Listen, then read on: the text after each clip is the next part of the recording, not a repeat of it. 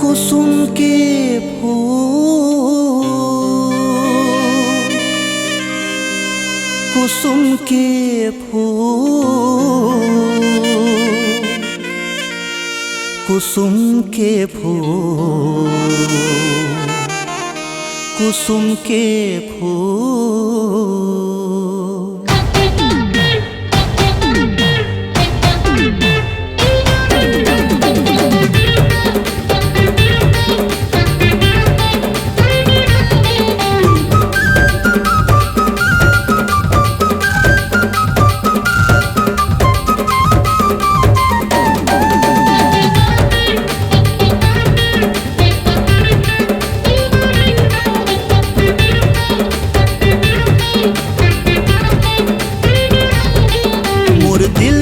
हरियर हरियर डारामा खिले कुसुम के फूल, मोर दिल के हरियर हरियर डारामा खिले कुसुम के फूल।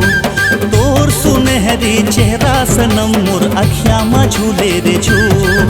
मोरे मन लाल लुभाए, मोरे मन लाल लुभाए जामुनी डारा के घूर। आई लव यू रे, I love you more Juhi के फूल।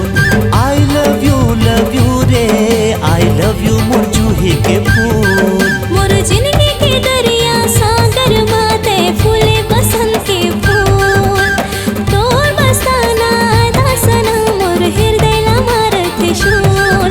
मोर मन ला मोहि डारे, मोर मन ला मोहि डारे मोर गुल मेहंदी के फूल।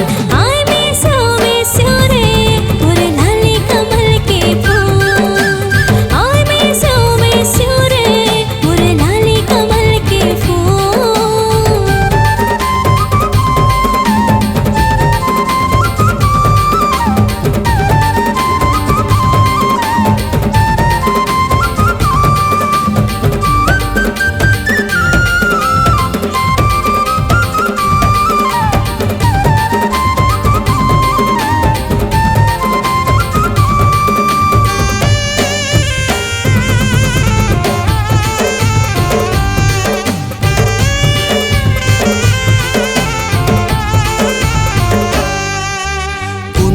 जैसे रंग रूप वाली गर्दन सुराहीदार, शीशा के जैसे निखरी बदन नैना तीखी तलवार।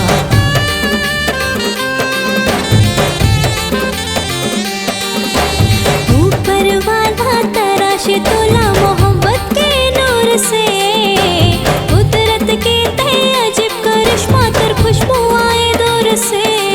मोरे दिल ला धुक धुकाए, मोरे दिल ला धुक धुकाए हाय मोर डूमर डारा के खून। आई लव यू रे, आई लव यू मोर बेला के फूल। आई लव यू रे, आई लव यू मोर बेला के फूल।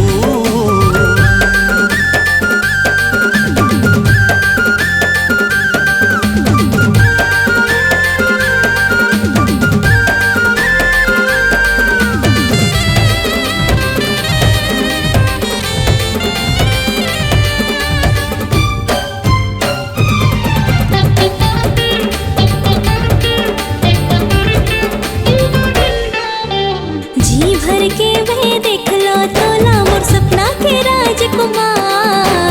और माया पीरत के जादू सनम में सत्के जावा सौगात।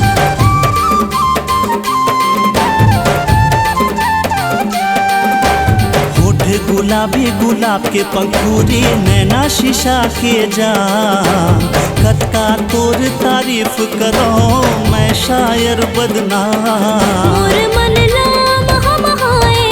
मोर मन ला हाय मोर गुल मोगरा के फूल। आई मिस यू रे मोर लाली कमल के फूल।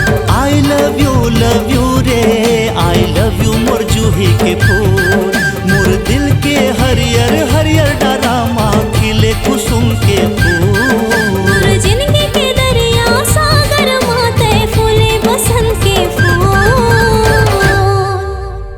मोर दिल के हरियर हरियर डारामा खिले